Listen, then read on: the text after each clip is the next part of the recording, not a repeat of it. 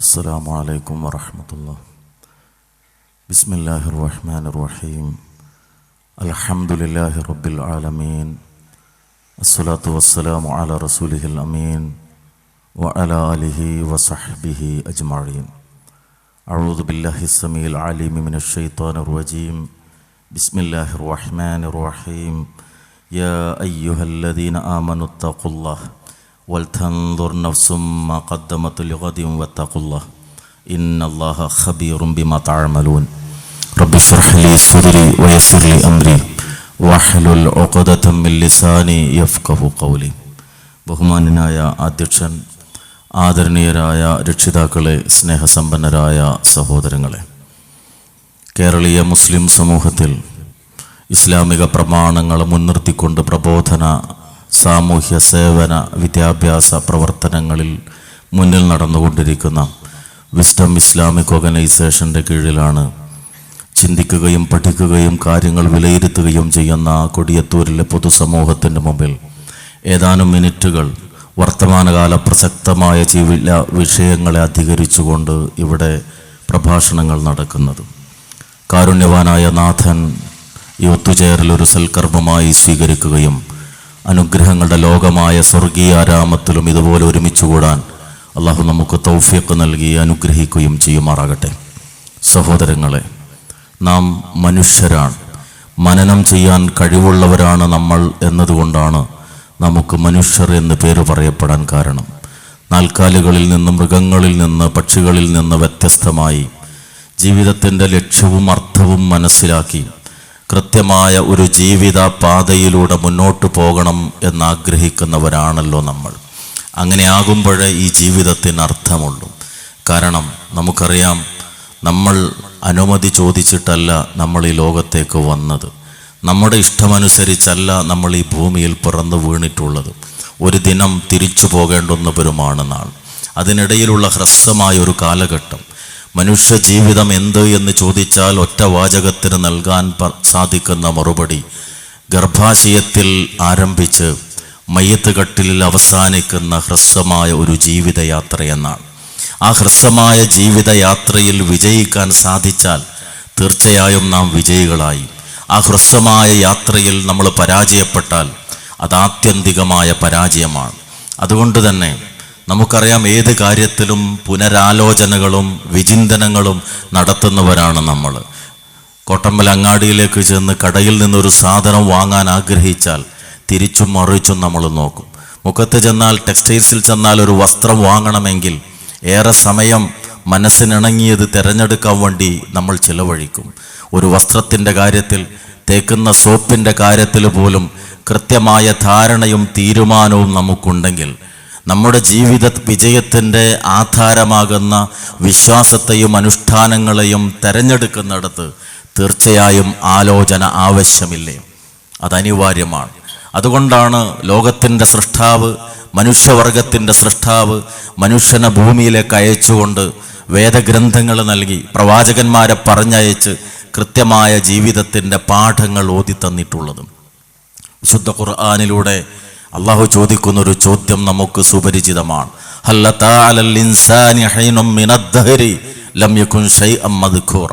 മനുഷ്യ, നിന്റെ ജീവിതത്തിൽ പറയപ്പെടാവുന്ന ഒന്നുമല്ലാത്ത ഒരു കാലഘട്ടം കഴിഞ്ഞു പോയിട്ടില്ല. ഇന്ന് നമ്മൾ നമ്മളായി മാറിയെങ്കിൽ നമുക്കൊരു പേരുണ്ട്, മേൽവിലാസമുണ്ട്, അഡ്രസ്സുണ്ട്, നമുക്ക് ബാങ്ക് ബാലൻസ് ഉണ്ട്, നമുക്ക് വീടുണ്ട്, കുടുംബമുണ്ട്, ആസ്തികളുണ്ട്, പലതുമുണ്ട്. പക്ഷേ മലർന്നു കിടന്ന് കൈകാലിട്ടടിച്ച് വാവിട്ട് കരയാൻ മാത്രം അറിഞ്ഞുകൊണ്ട് ഈ ഭൂമിയിലേക്ക് പിറന്നു വീണവരാണ് നമ്മൾ.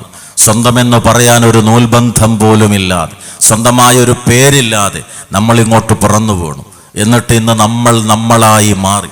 എന്തിനു വേണ്ടി ജീവിതം? ഇന്നാ ഖലഖനൽ ഇൻസാന മിൻ നുത്ഫത്തിൻ അംശാജിൻ നബ്തലി ഫജഅൽനാഹു സമീഅൻ ബസീറ.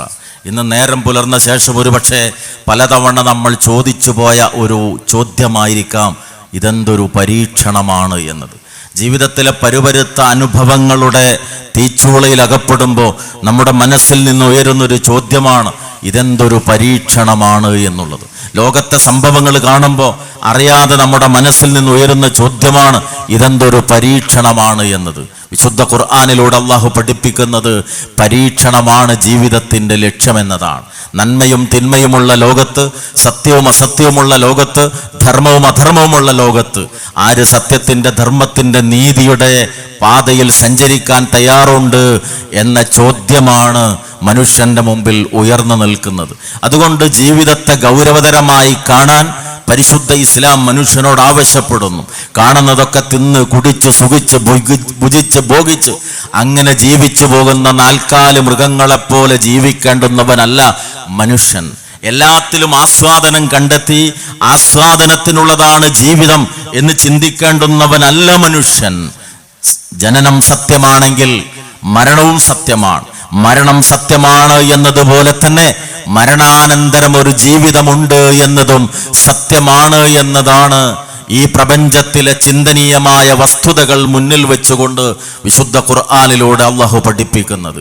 കുട്ടികൾ സ്ഥിരമായി ഫുട്ബോൾ കളിക്കാറുള്ള, ക്രിക്കറ്റ് കളിക്കാറുള്ള ഈ ഭൂമി ഇന്ന് ഉണങ്ങി വരണ്ടു കിടക്കുന്നതാണ്.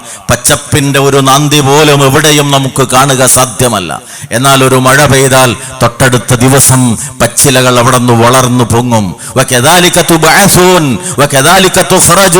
അപ്രകാരം നിങ്ങൾ വീണ്ടും പുനർജീവിപ്പിക്കപ്പെടും, നിങ്ങൾ വീണ്ടും ഉയർത്തെഴുന്നേൽപ്പിക്കപ്പെടും എന്ന് ദ്രവിച്ച് മണ്ണോട് ചേർന്ന ശേഷം, ഒന്നുമില്ലാത്ത അവസ്ഥയായി കഴിഞ്ഞ ശേഷം മനുഷ്യനെ പുനർജനിപ്പിച്ച് ജീവിതത്തിലെ വിശ്വാസ കർമ്മങ്ങളെക്കുറിച്ച് വിചാരണ നടത്തുന്ന ഒരു നാളെയുണ്ട് എന്നത് അർത്ഥശങ്കക്കിടയില്ലാത്ത വിധം പരിശുദ്ധ ഇസ്ലാം നമുക്ക് ബോധ്യപ്പെടുത്തി തരുന്ന കാര്യമാണ്. ഞാൻ തുടക്കത്തിൽ പാരായണം ചെയ്തിട്ടുള്ള വചനം നമുക്കൊക്കെ സുപരിചിതമാണ്. യാ അയ്യുഹല്ലദീന ആമനു, വിശ്വാസികളെ എന്ന് വിളിച്ചുകൊണ്ടാണ് അള്ളാഹു പഠിപ്പിക്കുന്നത്. ഇത്തഖുല്ലാഹ്, നിങ്ങൾ അള്ളാഹുവിനെ സൂക്ഷിച്ച് ജീവിക്കണം. കൃത്യമായ സൂക്ഷ്മതാബോധം മുറുകെ പിടിച്ചുകൊണ്ടാകണം ഈ ജീവിതത്തെ മുന്നോട്ട് കൊണ്ടുപോകേണ്ടത്. ഒപ്പം നാളേക്ക് വേണ്ടി എന്ത് സമ്പാദിച്ചു വെച്ചു എന്ന് ഓരോ ആത്മാവും പരിശോധിച്ചു കൊള്ളട്ടെ. വീണ്ടും പറയുന്നു, വത്തഖുല്ലാഹ്, നിങ്ങൾ അള്ളാഹുവിനെ സൂക്ഷിക്കണം. ഇന്നല്ലാഹ ഖബീറും ബിമാ തഅമലൂൻ, നിങ്ങളുടെ പ്രവർത്തനത്തെ സംബന്ധിച്ച് തീർച്ചയായും സൂക്ഷ്മമായി അറിയുന്നവനാകുന്നു പടച്ച റബ്ബ്. മഹാനായ ഉമർ ഇബ്നുൽ ഖത്താബ് റളിയല്ലാഹു അൻഹു, സഹോദരങ്ങൾ ശ്രദ്ധിക്കുക, ഒരു പുതിയ എർട്ടിക വണ്ടി ഒരു വീടിൻ്റെ മുന്നിൽ നിർത്തിയത് പ്രയാസം ഉണ്ടാക്കുന്നുണ്ട്. അത് മാറ്റാൻ ആവശ്യപ്പെട്ടിരിക്കുന്നു. പറഞ്ഞു വന്നത്, വിശുദ്ധ ഖുർആൻ ജീവിതത്തിൻ്റെ ലക്ഷ്യം മരണാനന്തരം വരാനിരിക്കുന്ന വിചാരണയെ നേരിടുക എന്നതാണ് എന്ന് പഠിപ്പിക്കുമ്പോൾ മഹാനായ ഉമർ ഇബ്നുൽ ഖത്താബ് റളിയല്ലാഹു അൻഹു ഈ വാക്കിനെ വിശദീകരിച്ചുകൊണ്ട് പറഞ്ഞു, ഹാസിബു അൻഫുസകും ഖബ്ല അൻ തുഹാസബു, നിങ്ങൾ വിചാരണ ചെയ്യപ്പെടുന്നതിന് മുമ്പ് നിങ്ങൾ സ്വയം ഒരു വിചാരണക്ക് തയ്യാറാവുക. വസിനുഹാ ഖബ്ല അൻ തുസനു, നിങ്ങളുടെ കർമ്മങ്ങൾ തൂക്കി കണക്കാക്കപ്പെടുന്നതിന് മുമ്പ് നിങ്ങൾ സ്വയം ഒന്ന് അത് തൂക്കി കണക്കാക്കാൻ വേണ്ടി ശ്രമിക്കുക. നമുക്കറിയാം, നമ്മുടെ ജീവിതത്തിൽ ഏറ്റവും അടുത്തത് ഏത് എന്ന് ചോദിച്ചാൽ നമ്മൾ പറയും, ഒന്നുകിൽ എൻ്റെ ഭാര്യയാണ്, എൻ്റെ ഭർത്താവാണ്. ഏറ്റവും ഉപരിയായി നമ്മൾ പറയും കാലിൽ അണിഞ്ഞ ചെരുപ്പാണ്, അതിൻ്റെ വാറുകൾ എൻ്റെ വിരലുകൾക്കിടയിൽ എൻ്റെ പാദത്തെ സ്പർശിച്ചുകൊണ്ട് നിൽക്കുന്നു. റസൂലുള്ളാഹി സ്വല്ലല്ലാഹു അലൈഹി വസല്ലം പഠിപ്പിച്ചു, അൽ ജന്നത്തു അഖറബു ഇലാ അഹദികും മിൻ ശിറാകി നഅലിഹി വന്നാറു മിസ്ല ദാലിക്, സ്വർഗം ചെരുപ്പിന്റെ വാറിനേക്കാൾ നിങ്ങളോട് അടുത്തിരിക്കുന്നു. നരകവും അങ്ങനെ തന്നെ. ഏത് ഭക്ഷണവും അവസാനത്തെ ഭക്ഷണമാകാം, ഏത് ഇരുത്തവും അവസാനത്തെ ഇരുത്തമാകാം, ഏത് ഉറക്കവും അവസാനത്തെ ഉറക്കമാകാം, ഏത് യാത്രയും അവസാനത്തെ യാത്രയാകാം. അതുകൊണ്ട് ജീവിതത്തിലെ ഏത് നിമിഷവും അവസാനത്തെ നിമിഷമാകാമെന്ന ചിന്തയോടുകൂടി, അത്തരത്തിലുള്ള ഒരു തയ്യാറെടുപ്പോടുകൂടി ജീവിതത്തെ മുന്നോട്ട് കൊണ്ടുപോകാൻ സാധിക്കുന്നവനാകുന്നു സൗഭാഗ്യവാൻ. എന്റേത് എന്നതിന് അർത്ഥം നഷ്ടപ്പെട്ടു പോകാൻ നിമിഷങ്ങൾ മതിയാകുന്ന ഒരു ജീവിതമാണ് സഹോദരങ്ങളെ നമ്മുടേത്. ഞാൻ എൻ്റെ ബാങ്ക് ബാലൻസ് എന്ന് പറയുന്നത് തൊട്ടടുത്ത നിമിഷം എൻ്റെ മക്കൾ എൻ്റെ ഡെത്ത് സർട്ടിഫിക്കറ്റുമായിട്ട് ചെന്നിട്ട് അവരുടേത് എന്ന് പറഞ്ഞ് അവകാശപ്പെടുന്നതാണ്. എൻ്റെ ഭൂമി എന്ന് പറഞ്ഞ ഞാൻ ആധാരങ്ങൾ എൻ്റെ പെട്ടിയിൽ വെക്കുമ്പോൾ തൊട്ടടുത്ത നിമിഷം എൻ്റെ ഡെത്ത് സർട്ടിഫിക്കറ്റുമായി ചെന്ന് അവരുടേതാക്കി മാറ്റാൻ ഏറെ അധ്വാനവും പണിയൊന്നും ആവശ്യമില്ല. എന്റേത് എന്നതിന് ഹ്രസ്വമായ നൈമിഷികമായ ആയുസ് മാത്രമുള്ള ഒരു ജീവിതാനുഭവങ്ങളാണ് സത്യത്തിൽ നമുക്കുള്ളത്. പക്ഷെ അത് ചിന്തിക്കാൻ പലപ്പോഴും നമുക്ക് സാധിക്കാറുണ്ടോ? ഞാൻ ഓർത്തുപോകുന്നു, ഒരു സഹോദരൻ 30 വർഷക്കാലത്തോളം സൗദിയിൽ ജോലി ചെയ്ത് വലിയ സമ്പാദ്യം ഉണ്ടാക്കി. പക്ഷെ അദ്ദേഹത്തിന്റെ കിഡ്നി ഫെയിലറായി. അവസാനം അദ്ദേഹം മരണപ്പെട്ടു. മറമാടിയ ശേഷം ഖബർസ്ഥാനിൽ തിരിച്ചു നടക്കുമ്പോ അദ്ദേഹത്തിന്റെ പ്രിയപ്പെട്ട മകൻ എന്റെ കൈ പിടിച്ചുകൊണ്ട് എന്നോട് പറഞ്ഞു, 32 കൊല്ലം ഉപ്പ സൗദിയിൽ അധ്വാനിച്ചത് മുഴുവൻ ചെലവഴിച്ചു, പക്ഷെ എന്ത് ചെയ്യാം, ഉപ്പയെ കിട്ടിയില്ല. സഹോദരങ്ങളെ, 30 വർഷക്കാലം ഗൾഫിൽ അധ്വാനിച്ചത് കൊണ്ട് നമ്മുടെ ശരീരത്തിലെ ഒരു അവയവത്തെ വിലക്ക് വാങ്ങാൻ നമുക്ക് സാധ്യമല്ല. ഓരോ അവയവത്തിനും വിലയിട്ട് കഴിഞ്ഞാൽ കോടികൾ വിലമതിക്കുന്ന ഒരു ശരീരത്തിന്റെ ഉടമയാണ് ഞാനും നിങ്ങളും. അതിന്റെ പ്രവർത്തനം നമ്മുടെ നിയന്ത്രണത്തിലല്ല. നമ്മൾ ഉണ്ടാക്കി വെച്ചതുപോലും നമ്മുടെ നിയന്ത്രണത്തിലല്ല. ഗൾഫിൽ സമ്പാദിച്ച് നല്ല സുന്ദരമായ ഒരു വീട് പണിതൊരു സഹോദരൻ, അയാളുടെ തറവാട് വീട് മെയിൻ റോട്ടിൽ നിന്ന് കുറെ ദൂരെയാണ്, ഇടവഴിയിലൂടെ വേണം വീട്ടിലെത്താൻ. ഭൂമി അങ്ങാടിക്കടുത്ത് അയാളെ വലിയ തുക കൊടുത്തു ഭൂമി വാങ്ങി സുന്ദരമായൊരു വീട് പണിതു. ഗൾഫിൽ വെച്ച് അപകടത്തിൽ മരിച്ചു. മയ്യത്ത് നാട്ടിൽ കൊണ്ടുവരാൻ കുടുംബക്കാര് തീരുമാനിച്ചു. അവസാനം നടന്ന ചർച്ച, മയ്യത്ത് എവിടെ വെക്കണം? തറവാട്ട് വീട്ടിൽ വെച്ചാൽ പാർക്കിംഗ് സൗകര്യമല്ല, ആളുകൾക്ക് വന്നു പോകാൻ ബുദ്ധിമുട്ടാണ്.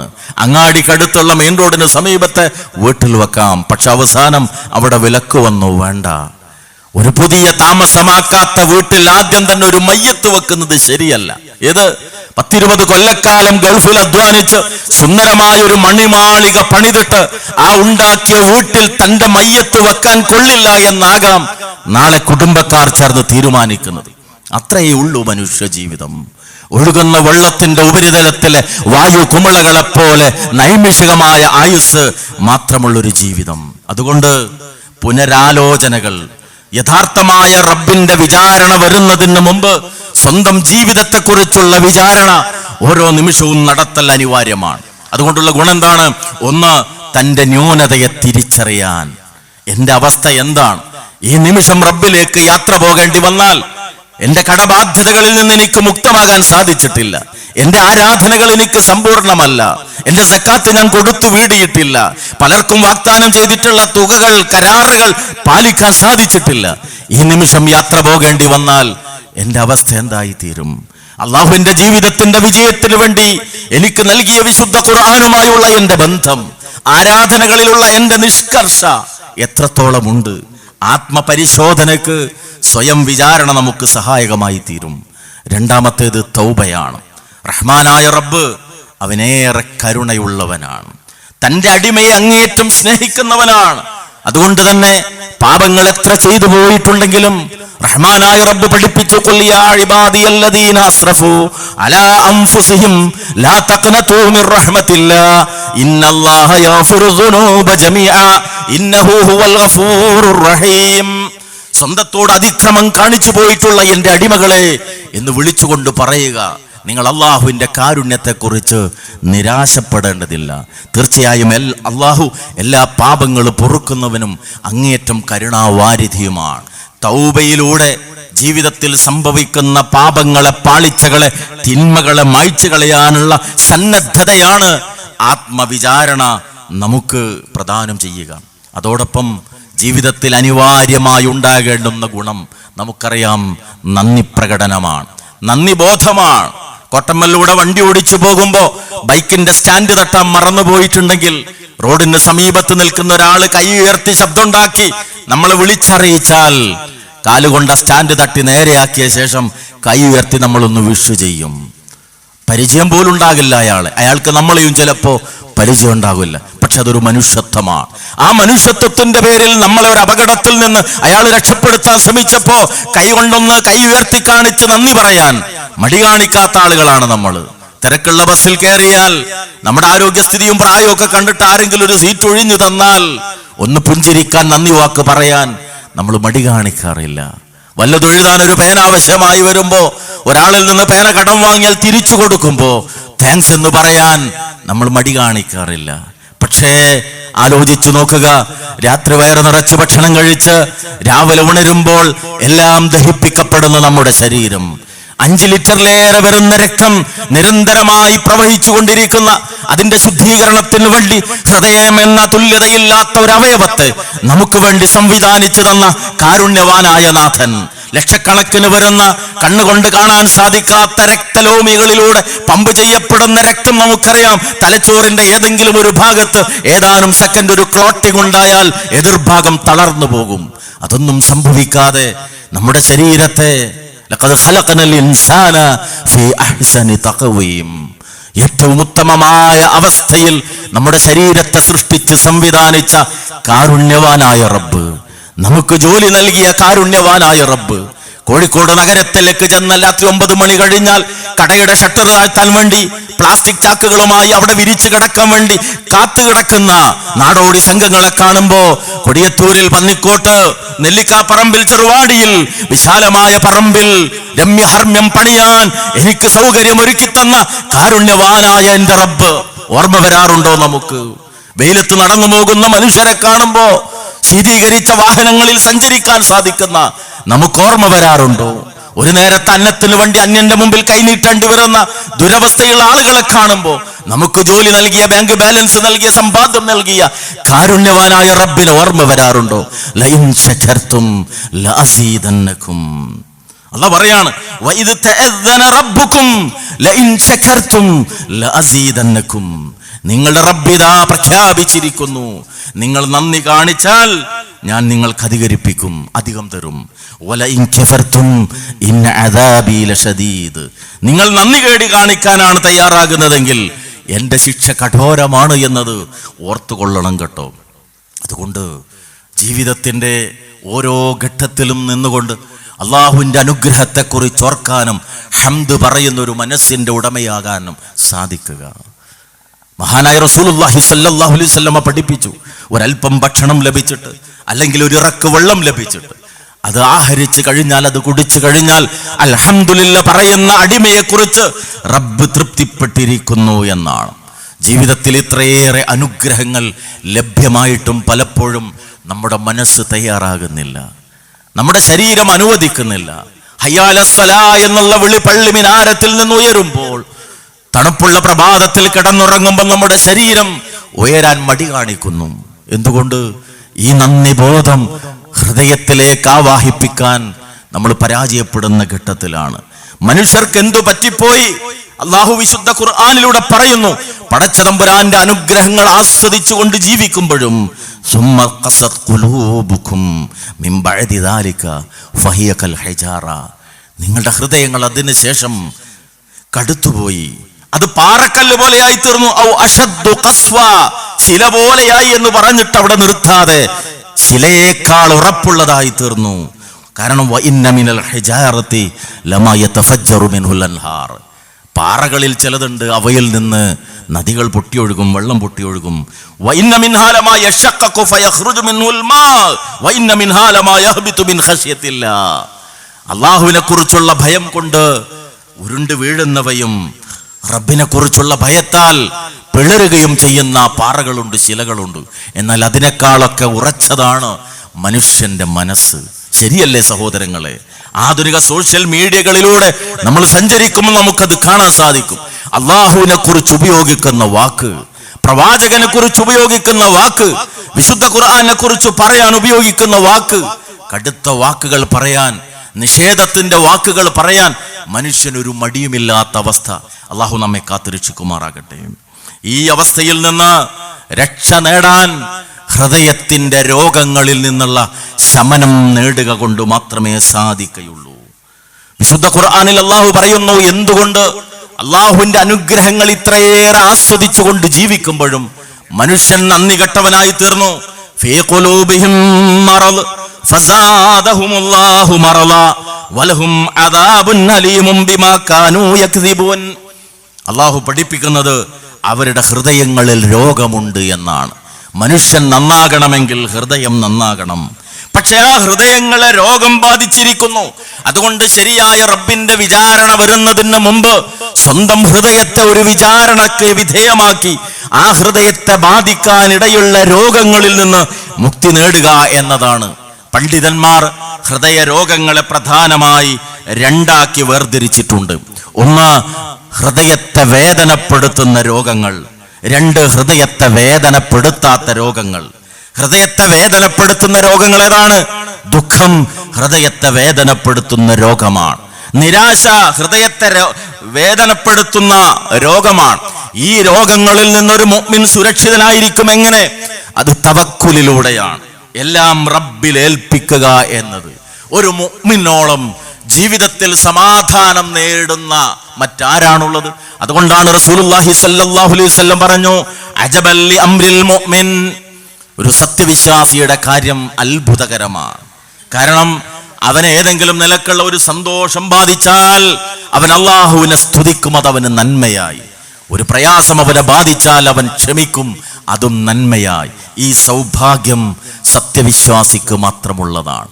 തവക്കുൽ ഹൃദയത്തിന്റെ കരുത്താണ്. പക്ഷെ ഇന്ന് നമ്മളെ സംബന്ധിച്ചിടത്തോളം പലപ്പോഴും അതൊരു തിരിച്ചറിവിന്റെ അടയാളം മാത്രമാണ്. ഒരു വീട്ടിലേക്ക് കയറി ചെല്ലുമ്പോൾ അവിടെ ഓം നമ ശിവായ എന്ന് ബോർഡ് കണ്ടാൽ നമ്മൾ മനസ്സിലാക്കും അതൊരു ഹിന്ദുവിന്റെ വീടാണ്. അവിടെ കാണുന്നത് എന്നിൽ വിശ്വാസമർപ്പിച്ചവൻ രക്ഷ പ്രാപിച്ചു മത്തായി എന്നാണ് എഴുതി വെച്ചതെങ്കിൽ നമ്മൾ ചിന്തിക്കും അതൊരു ക്രിസ്ത്യാനിയുടെ വീടാണ്. തവക്കൽത്തു അലല്ലാഹ് എന്നാണോ? ശരി, ഇതൊരു മുസ്ലിമിന്റെ വീടാണ്. അതുപോലെ തന്നെ വാഹനവും. ഇങ്ങനെ ഒരു തിരിച്ചറിവിന്റെ അടയാളം മാത്രമായി തവക്കുൽ പലപ്പോഴും നമുക്ക് മാറുകയാണ്. എന്നാൽ ഒരു വിശ്വാസിയെ സംബന്ധിച്ചിടത്തോളം അയാളുടെ ഹൃദയത്തിന്റെ കരുത്ത്, അയാളുടെ ജീവിതത്തിന്റെ ഏറ്റവും വലിയ സുരക്ഷ, നിർഭയത്വം അത് അയാൾക്ക് നൽകുന്നത് തവക്കുലാണ്. വിശുദ്ധ ഖുർആൻ ചില രംഗങ്ങൾ നമ്മുടെ മുമ്പിൽ ചിത്രീകരിക്കുന്നുണ്ട്. ഒരു പിതാവിനെ സംബന്ധിച്ചിടത്തോളം ആ മനുഷ്യന്റെ ഹൃദയത്തിന്റെ കുളിരാണ് തൻ്റെ സന്തതികൾ എന്നത്. തീർച്ചയായും യാക്കൂബ് അലൈഹിസ്സലാം എന്ന പിതാവിനും അതുണ്ട്. പക്ഷേ യൂസുഫ് എന്ന തന്റെ അരുമയായ മകനെ സഹോദരങ്ങൾ, അസൂയമൊത്ത സഹോദരങ്ങൾ കൊണ്ടുപോയി കിണറ്റിലെറിയുന്നു. വജാഉ അലാ ഖമീസിഹി ബിദമിൻ കദിബ് ഖാല ബൽ സവ്വലത് ലക്കും അൻഫുസുകും അംറാ ഫസബ്റുൻ ജമീൽ വല്ലാഹുൽ മുസ്തആനു അലാ മാ തസിഫൂൻ. പൊന്നോമനെ നഷ്ടപ്പെട്ടു എന്ന വാർത്ത മക്കൾ വന്നു പറഞ്ഞപ്പോ ആ ഉപ്പയുടെ മറുപടി എന്താ? ഫസബ്റുൻ ജമീൽ, സുന്ദരമായ ക്ഷമ. നിങ്ങൾ ഈ ആരോപിച്ചു പറയുന്ന കാര്യത്തെ സംബന്ധിച്ചിടത്തോളം സഹായം അർത്ഥിക്കാൻ അനുയോജ്യനെന്റെ റബ്ബാണ്. വർഷങ്ങൾക്ക് ശേഷം ബിന്യാമീനെയും നഷ്ടപ്പെട്ടപ്പോ ആ ഉപ്പയുടെ മറുപടി യാ ബനി യദ്ഹബൂ ഫതഹസ്സസൂ മിൻ യൂസുഫ വാഖി വലാ തയഅസൂ മിൻ റൗഹില്ലാഹി ഇന്നഹു ലാ യയഅസു മിൻ റൗഹില്ലാഹി ഇല്ലൽ ഖൗമുൽ കാഫിറൂൻ. എൻ്റെ പൊന്നുമക്കളെ, നിങ്ങൾ പോയിട്ട് യൂസുഫിനെയും സഹോദരനെയും അന്വേഷിക്കൂ. നിങ്ങൾ അല്ലാഹുവിന്റെ കാരുണ്യത്തെക്കുറിച്ച് നിരാശപ്പെടരുത്. തീർച്ചയായും റബ്ബിന്റെ കാരുണ്യത്തെക്കുറിച്ച് നിരാശപ്പെടുന്നവരെ അല്ലാഹു ഒരിക്കലും വിജയിപ്പിക്കുകയില്ല. വൃദ്ധനായ ഒരു പിതാവിന്റെ വാക്കുകളാണ്. വിശ്വാസം ചൂഷണമാണെന്ന് പറയുന്ന യുക്തിവാദികൾ, മതം മനുഷ്യനെ മയക്കുന്നു എന്ന് പറയുന്ന നിരീശ്വരവാദികൾ, അവർക്ക് തുറന്ന് സമ്മതിക്കേണ്ടി വന്നിട്ടുണ്ട്. അവരിൽപ്പെട്ട ഒരാൾ പറഞ്ഞു, എന്റെ സഹപ്രവർത്തകൻ, അദ്ദേഹത്തിന്റെ മകൻ ആക്സിഡന്റിൽ മരിച്ചപ്പോ മരണവീട് സന്ദർശിച്ചു ഞങ്ങള്. എന്റെ കൂടെയുള്ള ആളുകളൊക്കെ ഞങ്ങളുടെ ആ സഹപ്രവർത്തകനെ ആശ്വസിപ്പിച്ചു. പക്ഷേ മരണാനന്തര ജീവിതത്തിൽ വിശ്വാസമില്ലാത്ത ഞാൻ എന്തു പറഞ്ഞിട്ടാണ് ഒരു മരണ വീട്ടിൽ ചെന്ന് ആശ്വസിപ്പിക്കുക? ദൈവത്തിലും മതത്തിലും മരണാനന്തരത്തിലും വിശ്വാസമില്ലാത്ത ഒരാള് ഒരു മരണ വീട്ടിൽ ചെന്ന് എന്ത് വാക്ക് പറഞ്ഞിട്ടാണ് ആശ്വസിപ്പിക്കുക? ഒരു രോഗിയെ സന്ദർശിച്ചിട്ട് എന്ത് വാക്ക് പറഞ്ഞിട്ടാണ് ആശ്വസിപ്പിക്കുക? തവക്കുലാണ്, പരലോക ചിന്തയാണ് മനുഷ്യന്റെ മനസ്സിന് സ്ഥൈര്യം നൽകുന്നത്. യാക്കൂബ് അലൈഹിസ്സലാം എന്ന വൃദ്ധനായ പിതാവിന്റെ വാക്കുകളിലൂടെ വിശുദ്ധ ഖുർആൻ നമ്മുടെ മുമ്പിൽ വരച്ചു കാണിക്കുന്നതാണ്. ഇതേപോലെ ഹൃദയത്തെ ബാധിക്കുന്ന വേദനപ്പെടുത്തുന്ന രോഗങ്ങൾ അതിൽപ്പെട്ടതാണ്, വേദനപ്പെടുത്താത്ത രോഗങ്ങൾ അതിൽപ്പെട്ടതാണ് അജ്ഞത എന്നത്. ആ അജ്ഞതയുടെ ഇരുട്ടിനെ വിജ്ഞാനത്തിന്റെ പ്രകാശം കൊണ്ട് അകറ്റണമെന്നതാണ് പരിശുദ്ധ ഇസ്ലാമിന്റെ കൽപ്പന. ഒരു മനുഷ്യന്റെ ഔന്നത്യത്തിന്റെ മാനദണ്ഡം എന്താണ്? ജനിച്ച തറവാടല്ല, സാമ്പത്തിക ആസ്തികളല്ല. യർഫഇല്ലാഹു അല്ലദീന ആമനൂ മിൻകും വല്ലദീന ഊതുൽ ഇൽമ ദറജാത്ത്. നിങ്ങളിൽ നിന്ന് ഈമാനുള്ളവരെയും അറിവ് നൽകപ്പെട്ടവരെയും അള്ളാഹു പദവികൾ ഉയർത്തുമെന്നാണ് വിശുദ്ധ ഖുർആനിലൂടെ പടച്ച തമ്പുരാൻ പഠിപ്പിക്കുന്നത്. അപ്പോൾ അജ്ഞത ഹൃദയത്തെ ബാധിക്കുന്ന രോഗമാണെങ്കിൽ അതിനെ വിജ്ഞാനം കൊണ്ട് അകറ്റുക, പ്രകാശമുള്ളതാക്കുക എന്നതാണ് ഇസ്ലാമിന്റെ കൽപ്പന.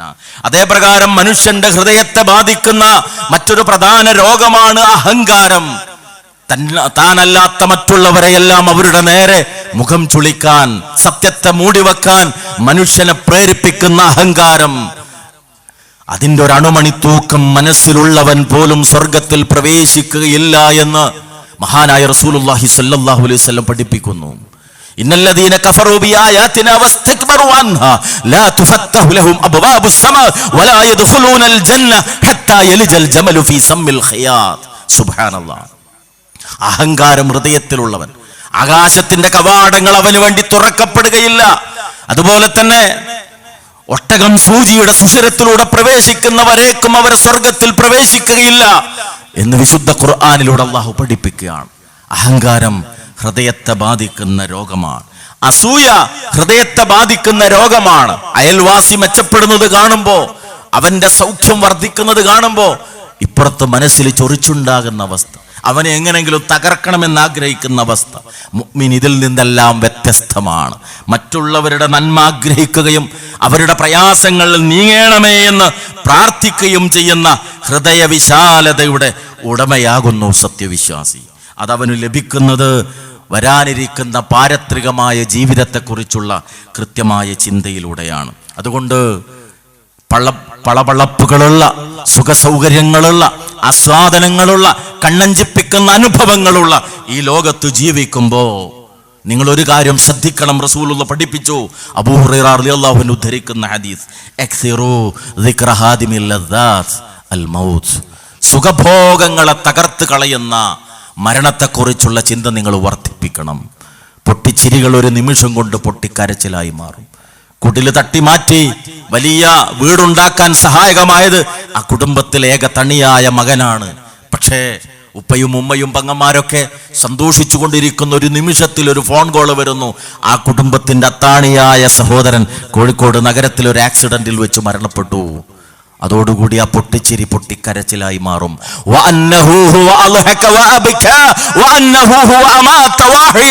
റബ്ബിനെ പരിചയപ്പെടുത്തിയെടുത്ത് ഇബ്രാഹിം അലൈഹിസ്സലാമിലൂടെ വിശുദ്ധ ഖുർആൻ കാര്യം വ്യക്തമാക്കി തരുന്നു. തീർച്ചയായും ചിരിപ്പിക്കുന്നതും കരയിപ്പിക്കുന്നതും എൻ്റെ റബ്ബാണ്, ജീവിപ്പിക്കുന്നതും മരിപ്പിക്കുന്നതും എൻ്റെ റബ്ബാണ്. ചിരിയുടെ നിമിഷത്തെ കരച്ചിലിന്റെ നിമിഷമാക്കി മാറ്റാൻ യാതൊരു പ്രയാസവുമില്ല. അതുകൊണ്ട് എല്ലാ സുഖഭോഗങ്ങളെയും തകർത്ത് കളയുന്നത് അതാണ് ഏത്? അൽ മൗത്ത്, മരണം. അതിനെക്കുറിച്ചുള്ള ഓർമ്മ നിങ്ങൾ വർദ്ധിപ്പിക്കണം. റസൂലുള്ളാഹി സ്വല്ലല്ലാഹു അലൈഹി വസല്ലമയുടെ മുമ്പിൽ വന്നിട്ട് ഒരു മനുഷ്യൻ ചോദിക്കുകയാണ്, ഫഅയ്യുൽ മുഅ്മിനീന അഖിയസ്, റസൂലേ ആരാണ് ഏറ്റവും ബുദ്ധിമാനായ വിശ്വാസി?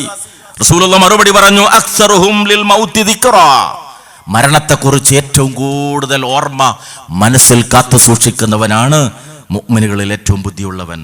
കൂടെ അവിടുന്ന് പറഞ്ഞു, വഅഹ്സനുഹും ലിമാ ബഅദഹു ഇസ്തിഅദാദ, മരണത്തിന് ശേഷമുള്ളതിനു വേണ്ടി ഏറ്റവും നന്നായി സൽക്കർമ്മങ്ങൾ പ്രവർത്തിക്കുകയും ചെയ്യുന്നവൻ ഉലായിക്കൽ അഖിയാസ്, അവരാണ് ഏറ്റവും ബുദ്ധിമാന്മാരായ ആളുകൾ. അൽ ഖയ്യിസ് മൻ ദാന നഫ്സഹു വഅമില ലിമാ ബഅദൽ മൗത്ത് വൽ ആജിസു മൻ അത്ബഅ നഫ്സഹു ഹവാഹാ വതമന്ന അലല്ലാഹ്. മറ്റൊരിക്കൽ അവിടുന്ന് പറഞ്ഞു, ആരാണ് ബുദ്ധിയുള്ളവൻ? മനസ്സിനെ കീഴ്പ്പെടുത്തുകയും മരണാനന്തരത്തിനു വേണ്ടി പ്രവർത്തിക്കുകയും ചെയ്യുന്നവനാകുന്നു ബുദ്ധിമാൻ. മനസ്സിന്റെ ഇച്ഛകളെ പിന്തുടരുകയും എന്നിട്ട് റബ്ബിൽ പ്രതീക്ഷ വെച്ചു പുലർത്തുകയും ചെയ്യുന്നവനാണ് ദുർബലൻ. ബുദ്ധിയുള്ളവരാകണം നമ്മൾ. അതെങ്ങനെയാണ്? ആത്മപരിശോധനയിലൂടെ, ജീവിതത്തിന്റെ അർത്ഥം കൃത്യമായി മനസ്സിലാക്കി, മരണാനന്തരം ഒരു ജീവിതം വരാനുണ്ട്, അതാണ് ശാശ്വതമായ സുഖാസ്വാദനങ്ങളുടെ ലോകം എന്ന് മനസ്സിനെ പഠിപ്പിച്ചുകൊണ്ട് സൽക്കർമ്മങ്ങളിൽ മുഴുകുക എന്നതാണ്. ആ ലോകം ഏറ്റവും അടുത്താണ് നമ്മളിലുള്ളത്. നമുക്കറിയാം, ഒരു ഘട്ടം എൻ്റെയും നിങ്ങളുടെയൊക്കെ ജീവിതത്തിൽ കടന്നു പോകാനുണ്ട്. എത്ര വർഷമായി നമ്മൾ ഇങ്ങോട്ട് വന്നിട്ട്? LP സ്കൂളിൽ, ഈ UP സ്കൂളിലൊക്കെ കൂടെ പഠിച്ച ആളുകളെ കാണുമ്പോൾ ഇന്ന് നമ്മൾ പറയും, കൊല്ലങ്ങൾക്ക് ശേഷം കണ്ടാൽ ചോദിക്കും, ആകെ വയസ്സനായല്ലോ, ആകെ നരച്ചുപോയല്ലോ. അതേ മാറ്റം നമ്മളിലും ഉണ്ടായി എന്നുള്ളത് പലപ്പോഴും നമ്മൾ ഓർക്കാറില്ല. പഴയ പാസ്പോർട്ടിന്റെ കോപ്പി കാണുമ്പോൾ, ID കാർഡ് കാണുമ്പോൾ, ആ ഫോട്ടോ കാണുമ്പോൾ നമ്മൾ ചിന്തിക്കും, ഞാൻ എത്രമാത്രം മാറിപ്പോയി എന്ന്. ഖബറിലേക്കുള്ള യാത്ര, ദ്രുതഗതിയിലുള്ള ഈ യാത്ര, ഇവിടെ കഴിഞ്ഞകാല ജീവിതത്തിലൂടെ ഈ മണ്ണിന്റെ പ്രതലം എന്താണ് നമുക്ക് സംഭാവന ചെയ്യാൻ സാധിച്ചിട്ടുള്ളത്? നന്മയുടെ അടയാളങ്ങളായിട്ട് എന്ന് വിശുദ്ധ ഖുർആനിലൂടെ അല്ലാഹു പഠിപ്പിച്ച, ചെയ്തു വെച്ചതും അതിന്റെ സ്വാധീനങ്ങളും എന്ന് അല്ലാഹു വിശദീകരിച്ച ആ സ്വാധീനങ്ങളിൽ എന്താണ് ഈ ലോകത്ത് ബാക്കിയാക്കാൻ നമുക്ക് സാധിച്ചിട്ടുള്ളത്? വിശുദ്ധ ഖുർആനിലെ സൂറത്തു ദുഖാനിന്റെ 29-ാമത്തെ ആയത്ത് അവതരിപ്പിക്കപ്പെട്ട സന്ദർഭം ഏതാണ്? സബബുൻ നുസൂൽ, ഫിർഔൻ എന്ന ധിക്കാരിയായ മനുഷ്യൻ അള്ളാഹുവിന്റെ ശിക്ഷയ്ക്ക് വിധേയമായി വെള്ളത്തിൽ മുങ്ങി മരിച്ച സന്ദർഭം, ആ സന്ദർഭത്തെ കുറിച്ച് വിശദീകരിച്ചിട്ട് അല്ലാഹു പറഞ്ഞു,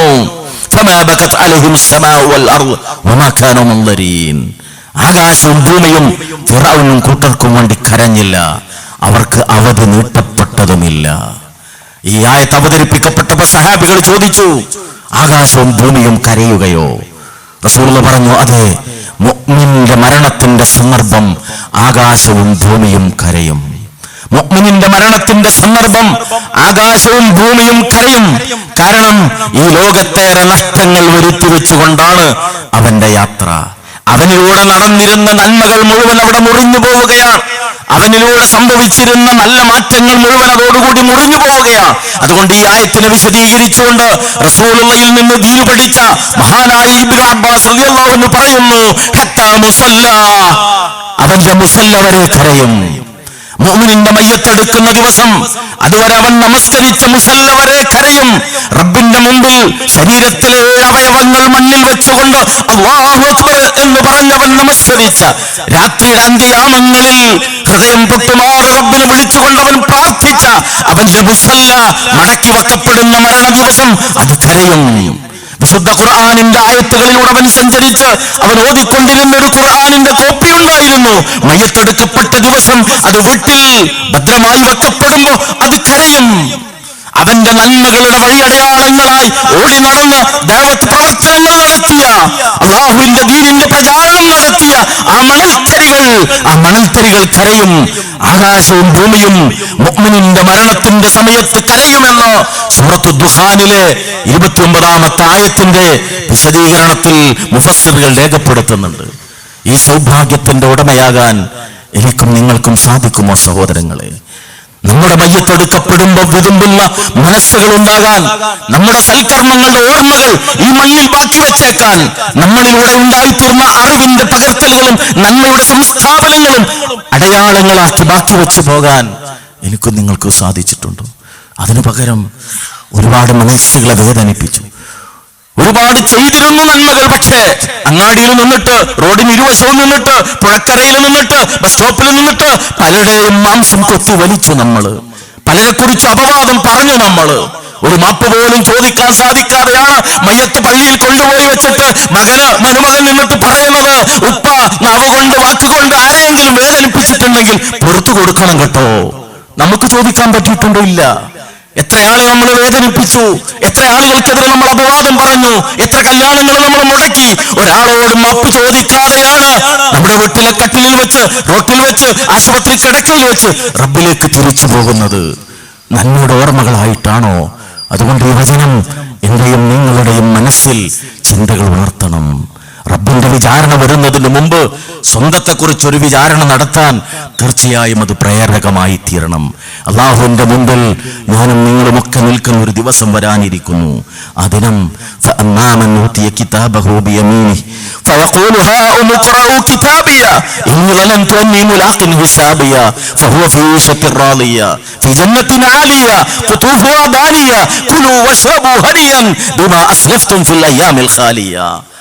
ഓടി നടന്ന് അധ്വാനിച്ച, ഇബാദത്തുകളിൽ മുഴുകിയ, സദഖകൾ നൽകിയ, സൽക്കർമ്മങ്ങൾക്ക് സമയം കണ്ടെത്തിയ സൗഭാഗ്യവാനായ മുഅ്മിൻ വലത് കൈയിൽ കർമ്മരേഖ കിട്ടുമ്പോൾ ആളുകളോട് പറയുന്നു, ഹാ ഉമു, മുന്നോട്ട് വരൂ, ഇഖ്റഉ കിതാബിയ, നിങ്ങൾ വായിച്ചു നോക്കൂ എൻ്റെ കർമ്മരേഖ. അല്ലാഹു സൗഭാഗ്യം നൽകി നമ്മെ അനുഗ്രഹിക്കുമാറാകട്ടെ. പടച്ചറബ് പറയുന്നു, തൃപ്തികരമായ ജീവിതത്തിലായിരിക്കും അവർ. സ്വർഗത്തിലെ കനികൾ അവരുടെ മുമ്പിൽ ഇങ്ങനെ അത് തൂങ്ങി നിൽക്കും. തിന്നുകൊള്ളൂ, കുടിച്ചുകൊള്ളൂ, കൺകുളിർത്തുകൊള്ളൂ, നിങ്ങളുടെ പ്രവർത്തനത്തിന്റെ ഫലമെന്ന് പറഞ്ഞ് അള്ളാഹു പ്രേരിപ്പിക്കുന്നൊരു നിമിഷം. أما من أوتي كتابه بشماله فيقول يا ليتني لم أوت كتابيه ولم أدر ما حسابيه يا ليتها كانت القاضية ما أغنى عني ماليه هلك عني سلطانيه سبحان الله نعوذ بالله. ഇടത് കയ്യിൽ കർമ്മരേഖ ലഭിക്കുന്ന സമയത്ത് ഇതെനിക്ക് കിട്ടാതിരുന്നെങ്കിൽ എത്ര നന്നായിരുന്നേനെ, മരണത്തോടുകൂടി ജീവിതം അവസാനിച്ചു പോയിരുന്നെങ്കിൽ എത്ര നന്നായിരുന്നേനെ, എൻ്റെ അധികാരവും എല്ലാം നശിച്ചുപോയി എന്ന് വിലപിക്കുമ്പോ പിടിക്കൂ അവനെ, ബന്ധിക്കൂ അവനെ, കത്തിജ്വലിക്കുന്ന നരകത്തിലേക്ക് അവനെ വലിച്ചെറിയൂ എന്ന് പറഞ്ഞു മലക്കുകളോട് കൽപ്പിച്ച് അള്ളാഹു ഇടത് കൈയിൽ ഗ്രന്ഥം ലഭിക്കുന്ന ദൗർഭാഗ്യവാനെ നരകത്തിലേക്ക് വലിച്ചെറിയുന്ന സന്ദർഭം. റഹ്മാനായ റബ്ബ് നമ്മെ കാത്തുരക്ഷിക്കുമാറാകട്ടെ.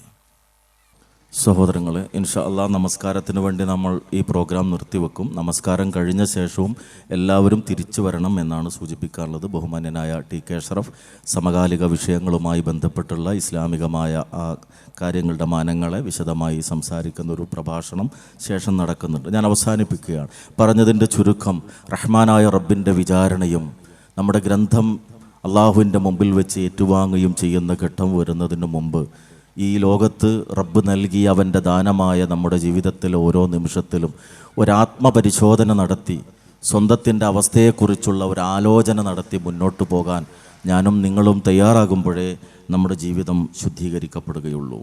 യൗമ തുബല സറായിർ, എല്ലാ രഹസ്യങ്ങളും വെളിക്ക് കൊണ്ടുവരപ്പെടുന്ന ഒരു ദിവസം. യൗമൈദിൻ തുഹദ്ദിസു അഖ്ബാറഹ ബി അന്ന റബ്ബക ഔഹാലഹ.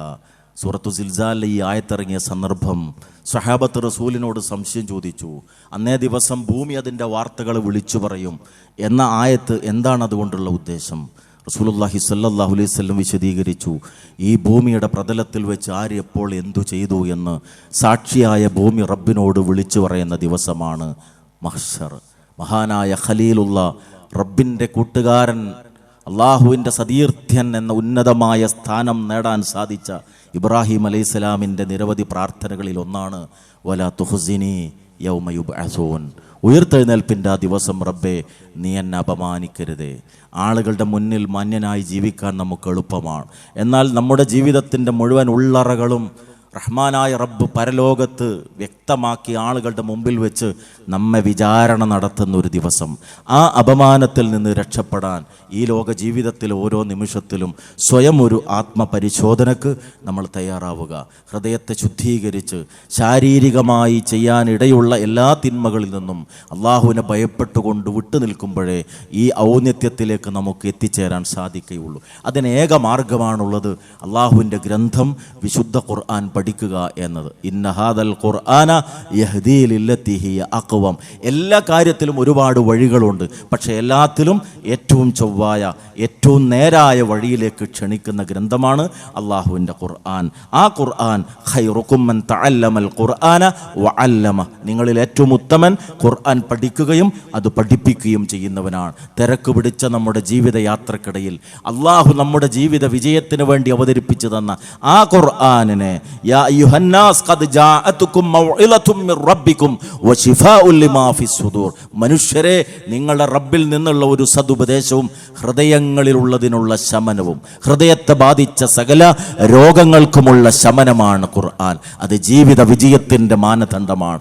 ഇസ്ലാം വിമർശിക്കപ്പെടുന്ന വർത്തമാന കാലഘട്ടത്തിൽ, പ്രവാചകനെക്കുറിച്ച് മോശമായ ആരോപണങ്ങൾ ഉന്നയിക്കപ്പെടുന്ന ആധുനിക കാലഘട്ടത്തിൽ ഒരിക്കലും പ്രകാശം നഷ്ടപ്പെടാത്ത, തെളിമ നഷ്ടപ്പെടാത്ത അള്ളാഹുവിൻ്റെ കലാം വിശുദ്ധ ഖുർആനും അതിൻ്റെ വ്യാഖ്യാനമായ റസൂലിൻ്റെ സുന്നത്തും മുൻനിർത്തിക്കൊണ്ട് ഉദു ഇലാ സബീലി റബ്ബിക ബിൽ ഹിക്മ വൽ മൗഇദത്തിൽ ഹസന വജാദിൽഹും ബില്ലത്തി ഹിയ അഹ്സൻ. യുക്തിദീക്ഷയോടുകൂടി സദുപദേശങ്ങളോടെ ഉത്തമമായ സംവാദങ്ങളോടെ അള്ളാഹുവിൻ്റെ മാർഗത്തിലേക്ക്, ഖുർആനിലേക്കും സുന്നത്തിലേക്കും ജനങ്ങളെ ക്ഷണിക്കുക എന്ന പ്രബോധനത്തിൻ്റെ ദൗത്യവും നമ്മളിൽ അർപ്പിതമാണ്. ആ ഉത്തരവാദിത്വം, ദഅവത്ത് ഒരു വ്യക്തിപരമായ ബാധ്യതയായി നാം ഏറ്റെടുക്കുക.